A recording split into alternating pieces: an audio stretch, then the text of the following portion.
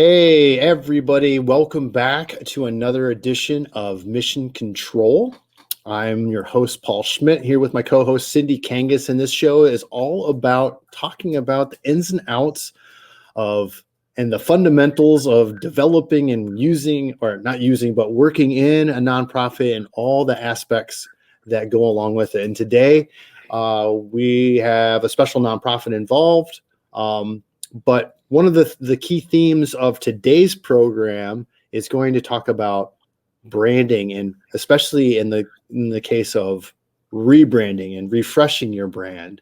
And so our organization we're going to be talking with today is Helping Women Period, which is a local Lansing, Michigan-based nonprofit. They've been around for about 5 years, but I'm not going to go into all their history. I'm going to let the executive director talk about it. But before we get into that, Cindy, how are you?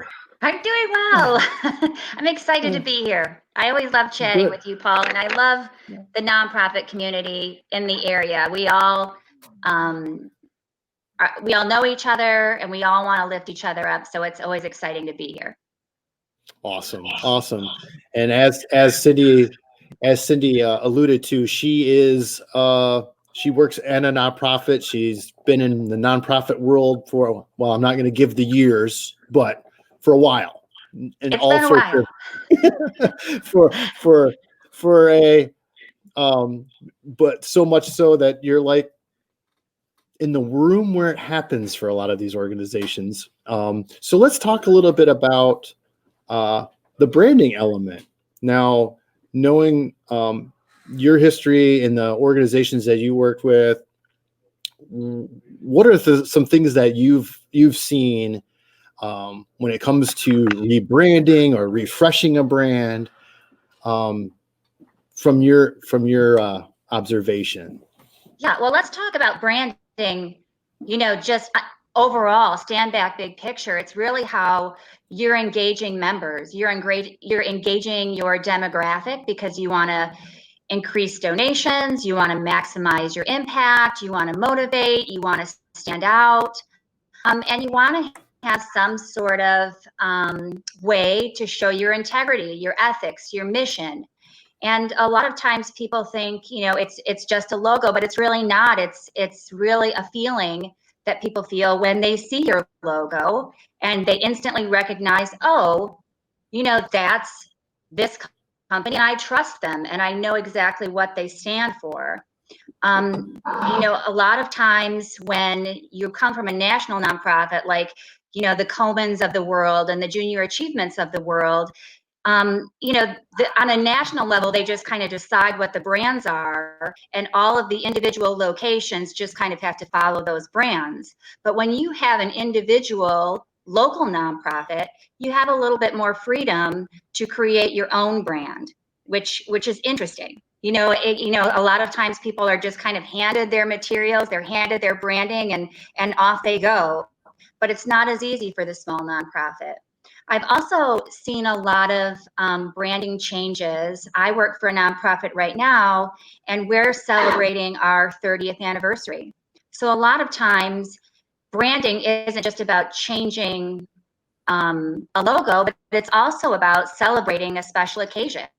And it's not anything huge, but sometimes it's just a small something to acknowledge that anniversary. When you think about Disney World and they have a big anniversary celebration and they paint the castle a different color, or they add the little 30 or the little 50 on something, that's again part of their rebranding for a special occasion.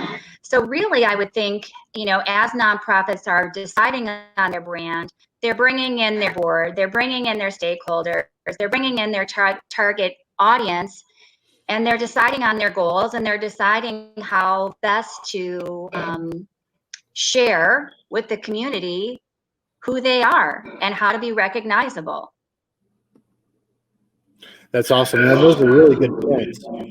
And one of the things that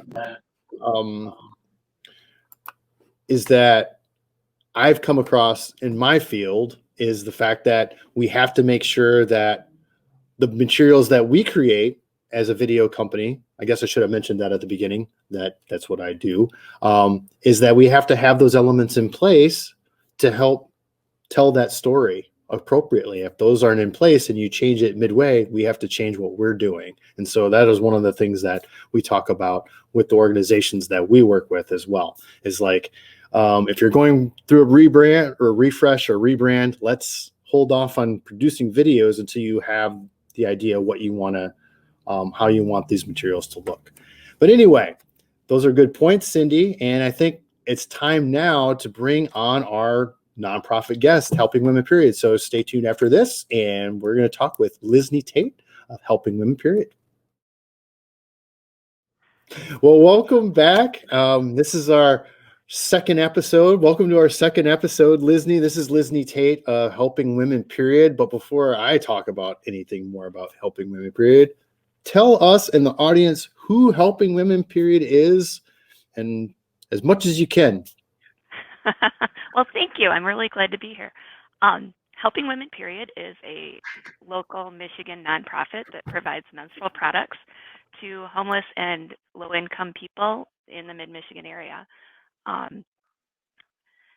We have been around for about 5 years. I always call us an accidental nonprofit because we didn't plan to start a nonprofit. It was just kind of happenstance. So we didn't plan any logos or branding or anything like that to begin with. My co-founder and I, my co-founder is Amy Stevenson, and we were both saw an article on Facebook in January of 2015, and it talked about the lack of product for homeless women, and we thought, we didn't know what to do. We thought we had never thought of that as being an issue before. Like, we had given soup, we had given macaroni and cheese to the local food pantries, but we had never thought about giving pads or tampons. And we thought this was a travesty and we had to do something about it. So we decided we'd hold a breakfast for 30 of our closest friends and hit them up for some donations and buy some cases off of Amazon and give it to the local shelter. So we put this event on Facebook on a Sunday, and on Tuesday we had to change the venue because we had 100 people coming, not 30, that would fit in the place that we had first talked to. And then on Thursday, we filed nonprofit paperwork because we had people from all over the U.S. who wanted to donate money to us, and we wanted to be as transparent as possible with what we were doing with those funds. So that's how we got started. And then we had our breakfast. We raised about $4,000 at that first breakfast, and we're gobsmacked. We decided we didn't want to just we wanted to keep things local, so we talked to a local janitorial supply company, Mishko, and he said, I will sell you 100 cases at wholesale, but you have to buy 100 cases. So we bought 100 cases and put them in our living rooms and in our cars and tried to figure out how we were going to distribute this product. Because we were just two middle-aged moms, like we had no idea. We hadn't been involved in the homeless community or low income. So then we started working with charities in the area, food banks, schools, shelters, support groups like Boys and Girls Club. And so now we work with over 150 of those programs in 6 counties. And we distributed 500,000 items this year so far. So there's a need and we're here. That's awesome. That's awesome. So, I mean, what's funny is that you call yourself an accidental nonprofit. I think it's probably apt for a lot of folks, but I mean, you're really a grassroots organization. I mean, starting with a wing and a prayer. I mean, this is started by you guys. There's no other Helping Women Period organizationally or chain wise. So talk a little bit about how did that adjustment for you go from, okay, because you were now you're in the executive director role, or you're officially an executive director. Before it was like, okay, I'm still volunteer, I guess I'm an executive director. So talk about that transition. I mean, from like, okay, we're just going to help some people out to, oh my gosh, we've got multiple counties with multiple needs and multiple voices giving us a call. Yeah, I never thought I'd be interested in supply chain management or forecasting or any of that. I was a retired English teacher, and so I didn't ever expect to like spreadsheets or be interested in any of the other things that happen. It's been a very interesting journey, and I um, like there's so much to say, but I don't know how to get the words out. It's I've learned so much about marketing and branding and why all these things are important to have in your as part of your brand, and how to get the word out about what we do and how to get the word about how we get funded, because we're a donation-based group. We have like 10% of our budget is grants, and 10% is in-kind donations, and all the rest is individual donations. And so we need to get the word out, and we need to get the word out too, so that we can get rid of the stigma of period products. So yeah, I was just going to ask that, Lysne, because I mean, people will get to the food bank, but talking about menstruation and pads, I mean, it's not something that a lot of people are comfortable talking about, and we really need to change the dialogue. Can you talk about how you share your message and your mission with people? Well, I think because I've been doing this for 5 years, it seems a little less difficult to say those things and to talk about it.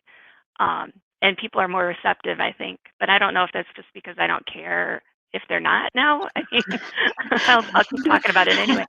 But I do have some, like I have one food bank where I have to give them retail packages if I can, because the guys that hand out the product there don't want to say, do you want a pad or a tampon? They just show them the package and then hand it to them. And but we're working on them.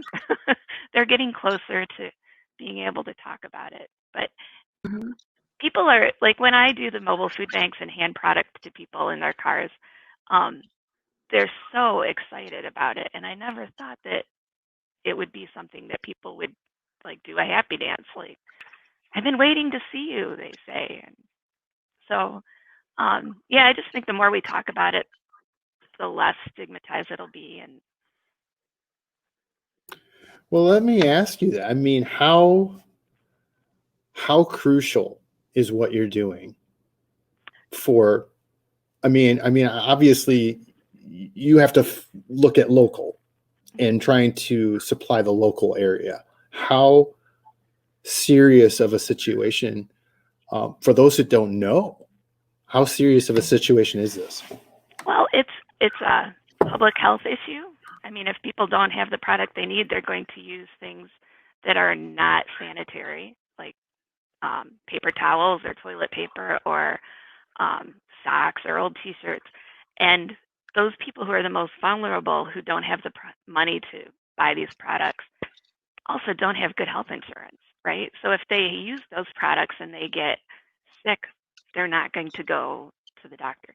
And then it becomes an economic issue too, because these people who, if you don't have a pad, you're going to go to, I mean, you'll leak, like you'll either not go to work because you don't have the product that you need, or you're just, I don't know, it just makes people not work or not contribute to society because they have to stay home and take care of what they have to do there. So the more we can get people these products that they need, which is a matter of dignity and self-sufficiency, the better the economy is going to be, because they can keep working and they don't go to the doctor, Right. Well, how big is your region? I mean, where do you reach? I mean, unfortunately, even though you could probably go wherever, there's a limit to physically what you can do. So, right. What do you? I cover Ingham, Eaton, Clinton, Shiawassee, Gratiot, and Calhoun. And Gratiot and Calhoun counties are newer, so we're not in as many places there, but we're starting to trickle out there. And And really, I get 60 emails a month asking from all over the U.S., asking what I do, how I do it, if I can give them product to their groups or if I can give product to individuals. And there is such a need. You know, like 1 in 5 women, 1 in 5 of the homeless women in the, I can't even, I'm sorry. It just went out of my head. That's okay. Anyway, 60% of the homeless people in the Lansing area are women. Like 14 to 25. So those are menstruating ages. So, you know, they really need our product. Yeah. Wow.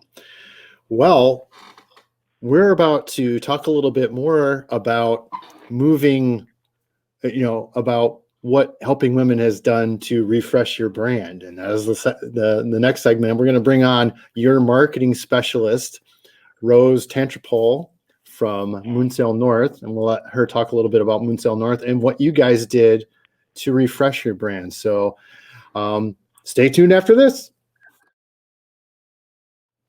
All right, welcome back. And we brought in Rose from Moonsail North, who helped Lysne at Helping Women, period, refresh her brand. So before we get into the ins and outs and the nuts and bolts of refreshing the brand, Rose, why don't you introduce yourself a little bit to our audience if they have not heard of you or what you guys do? Paul, thank you so much for the invite. It's so great to be here with you and Cindy and Lysne. I could talk about branding all day, so I'm really excited to be here. My name is Rose Tantrapohl. I am the co-founder and CEO of Moonsail North. We are a marketing, communications, and branding agency. We launched in 2015, and we focus on storytelling and strategy. And our passion is to help organizations communicate and grow, right? Organizations like Helping Women, period. It's so hard to tell your own story so often. And what we love to do is to take a step back and say, wow, this, your story is so compelling, and your services are impacting so many people. How can we pull all that together, in a way that spreads the word? So, we have a full stack of marketing, communications, and public relations services. And, branding is one of the services we offer. And it's been such a treat to work with Lysne and Helping Women, period. Awesome. So I guess it's time for the nuts and bolts. All right. So let's talk a little bit about what you guys, well, let's take a look at, I know this is probably let's take a look at what the original logo looked like. This is the original logo. Of course, I had to pull it from the web, so you're not seeing the word period, but this is what was the decision, first of all, Lysne, with your initial logo? So our initial logo was created by a woman that was a friend of Amy's, and we had just called her up and said, hey, we're going to start this thing. Like, this is even before our breakfast. It was just when things really started moving, and we're like, this is what we're doing. And this lady said, I know exactly what you need. And she sent us this logo, and we're like, okay, that's perfect for us, because she looks, you want to help that girl in that picture.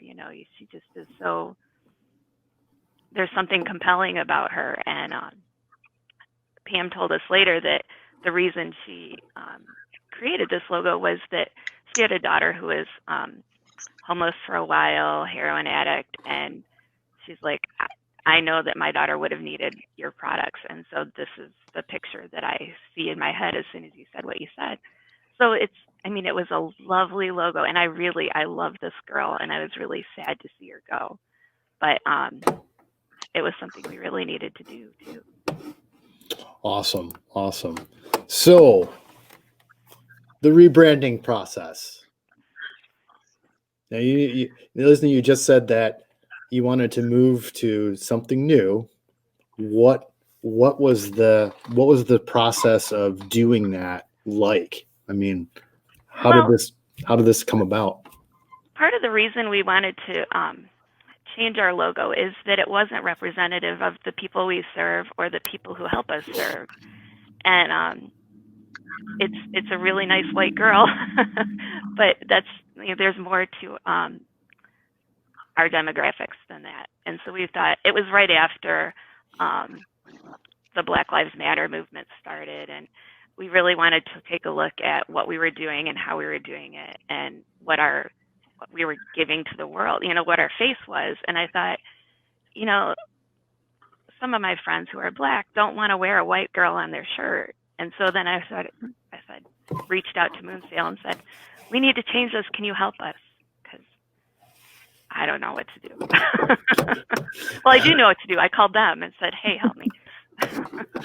That's great. Well, I'm gonna also I know that for our audio audience, they're not going to be able to see this, but I just put up the logo, the new logo of Helping Women Period. I used the social logo, but Rose, tell me a little bit about your process with designing this. What was, I mean, Lysne came to you with a very valid concern. Yeah. So how did you shape this? Yeah, and I want to give props to Lysne because, you know, Lysne talks about how Helping Women Period is an accidental nonprofit, and how, you know, marketing has never, you know, was not originally what, you know, an area that Lysne was well versed in. But I want to give props to Lysne because what Lysne did in making that decision that a rebrand was the best thing for the nonprofit was one of the hardest things for anyone to do, right? I mean, I love the story that the original logo meant so much to the founders of the organization, to Lysne and to Amy. And it was born of this magical moment when two people who didn't know each other had the same idea and came together. And they worked with a designer who had a vision of someone who would be a recipient of these services in our communities. And I think that really speaks to how there was a compelling story that drove that original logo. It's a very valid story. It's a beautiful story. But what Lysne did around the 5-year inflection point of the nonprofit was to make that hard call for a logo she loved, to say, does this speak to who we are? You know, and whether or not you're, you know, I know folks who are well versed in marketing and PR, and there are many who would not have made that hard choice because they were so emotionally attached. And I think that's it's a really strong move that Lysne took. And the reason why it's so important is because a logo is part of the brand experience, right? A brand is, you know, as Paul and Cindy were saying earlier during this session, you know, people know a nonprofit, they know an organization based on, you know, the name recognition, the logo, you know, based on sort of the reputation they feel this organization has. And the logo itself is the visual representation of that entire experience. It carries this huge job of, like, you know, who is this organization? What is the reputation? You know, and I'll briefly talk about a nonprofit, a company that makes a ton of money, Apple. I'm on a MacBook right now. When you think about a brand, it's not just the, you know, it's not just the logo and the name and the reputation. It's also a feeling, right? When you walk into an Apple store, there's a certain feeling. When you carry an Apple package, there's a certain feeling. Stores have smells that are associated with it. And as Helping Women Period grew, that experience grew so tremendously because of the strength and the generosity of the volunteers and the donors in the communities who Lysne was helping. And Helping Women Period was, you know, everyone that Helping Women Period was servicing was also growing. And there came a time when suddenly this visual representation of the nonprofit was no longer reflective. And I think taking that first step is one of the hardest steps to take, you know, for an individual like Lysne and for an organization like Helping Women Period. So I want to really applaud you because it's the hardest step. So given that really hard step was something that Lysne decided to take, then it became a collaborative process. And, you know, what we did was worked with Lysne and a special advisory group that she pulled to that represented Helping Women Period to talk about what brand story we were going to share. You know, what was the organizational story behind Helping Women Period that we wanted to share? So there's the big picture question of who are you now, Helping Women Period, that we started with.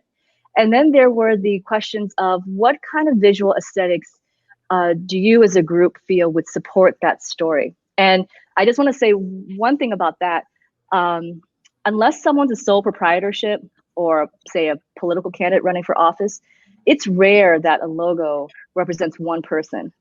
And again, to give props to Lysne. Lysne could have come in and said, I like these colors and I like this aesthetic and I want the new logo to look like this. But Lysne understood that a brand, you know, a new logo has to represent who Helping Women Period is, not necessarily what Lysne personally likes, right? So this group, by pulling this group together, Lysne was able to pull together a group that could collectively say, okay, here's what we think the organization stands for, and here's what we think would service, you know, that organization in terms of a visual identity. So from there, we were able to pull together concepts. And I will say that we could have never done it without the help of Moonsail, because you were very good at extrapolating all that information. Like, we were able to just talk and talk and talk, and then you guys took everything that we said and like synthesized it. And that was, I think that's a huge part of doing this kind of work. Yeah. And, you know, Lysne, it's really hard to do it for yourself, right? You know, Moonsail North was launched in 2015, and we actually had our own rebrand. You know, at our 5-year inflection point, we did a brand refresh versus an entire overhaul. We kept our logo and our name and our brand identity, but the colors didn't speak to us anymore, and that process was so difficult to do for ourselves. So I know it from both sides to say that it's so much easier if you have someone working with you who knows you but isn't you as the organization, to be able to like have that, take that step back. So yeah, Paul, I know you were kind of alluding to mechanics earlier, and I would say once we got through the big decision, and then once we got through the collaborative brainstorms that really spoke to who Helping Women Period is today, then we were able to get into the nitty gritty, right? And we were able to develop different concepts that spoke to, you know, that story of Helping Women Period today, but from different aesthetic angles. So, you know, that involved some mind mapping. It involved different concepting of different logos. It also involved looking at other organizations around the country who do this, and just to get a sense of the landscape, right? You know, when corporate America does this, they're looking at it from a competitor point of view. What do our competitors do? When a nonprofit like Helping Women Period does it, it's to better understand the space that Helping Women Period occupies here in our communities. You know, what do other communities who serve, you know, people in need around the country do, just so that we could kind of calibrate where Helping Women Period is and where it could go. So yeah, Lysne, do you want to talk a little bit about? Sure. We have had such good response to our new logo, and I like having two. You know, we have the social media one that's just the initials, and then we have the bigger one. And I think it really helps when I'm doing posts for Instagram and Facebook and stuff to have this social one. Anyway, it's been very good. Paul, can I jump in and oh, go ahead. I was going to say I've only had 2 complaints about getting rid of the girl, and one was my dad. So. Yeah. Family is always a critic. Always a critic. So what was it you wanted to bring up, Rose? Yeah, I wanted to kind of build off of Lysne's comment and Paul's comment earlier that, you know, you'll be showing the social media version and the full version. So when you're doing a brand identity, when you're doing a logo in this day and age, you have to think about different mediums. And, you know, one thing I see really young designers sometimes do is, because we live in such a digital world, they have these beautiful designs that are gorgeous and have all sorts of shading, and the design works beautifully on a screen. And if you were to try to translate that to a mug that you're giving away, or a tote that you're giving away, that becomes, you're having to retool the whole logo. And so one thing that we always do when we work with organizations is to understand that the logo has to be able to play in different environments. Digital, certainly print, giveaway items. And so that's why you have a wide version, which is the full version of Helping Women Period, where you see that stylized drip underneath the P in period, that hints at the realities of a monthly menstrual cycle.